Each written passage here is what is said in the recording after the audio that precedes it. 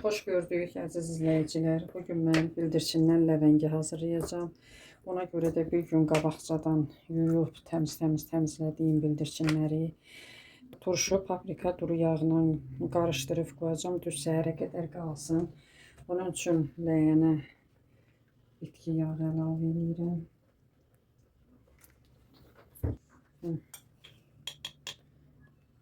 Bir qaşıq paprika.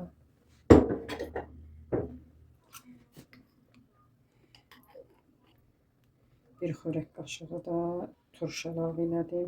Göyəm turşusudur. İndi bunu qarışdırıb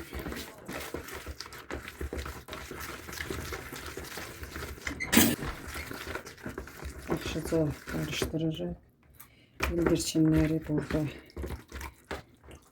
için çölün yaxşıca turşuluyuruq. Səhərə qədər ləyəndə qalacaq. Duz istiot vurmuram. Duzun istiotunu sabah vuracağım. Bildirçinlərin hamısını burada yaxşıca turşuladım. Paprika, turşu, bir də quru yağ vurmuşam. Göyəm turşusu ilə çox gözəl alınır. Onu deyim ki, göyəm turşusunu da özüm hazırlamışam. Çox ləzzətli olur. Bir dəfə eləmişəm. Çox dadlı, ləzzətli. İndi ağzın salafanla örtüb xaladelnikə qoyacağım. Düz sabah axşama qədər qalacaq. Dünəndən turşuya qoyduğum bildirçinləri indi soyuducudan çıxartmışam. İndi bunun duzun istiotunu vuracağım. Bunları tuzla, acı biberlə yaxşıca qarışdıracağım. Hər biri duzlansın. Çox indi dadlı. Bir gün qalanda turşunu çəkircanla çox dadlı, ləzzətli olur.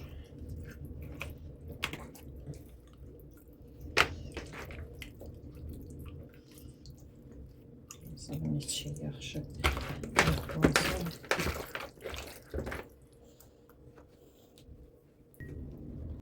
Soğanı çəkib hazır etmişəm. Bura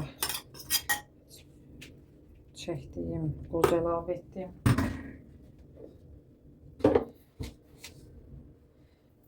Tuzunu əlavə edirəm. Acı biberini tökürəm. Yaxşıca qarışdırıram. Bura hazırladığım göyün turşusundan əlavə edirəm.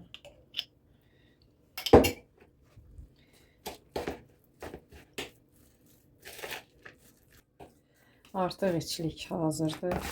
İndi başlayıram yığmağa. Çox dadlı, ləzzətli olur. Bildirçin ləvəngisi bu formada. Çöplə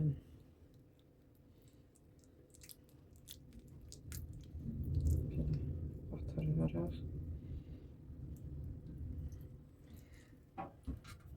olur bişməyə. Artıq axırıncı içliyi yığdım. İçliyin polunu gördük. Axırıncını çöplə ağızlarını bağlayıram ki, dağılmasın.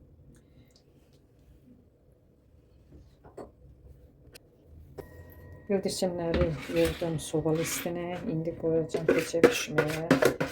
Qalın dibində qalan sousları da üstünə yaxıram yenidən.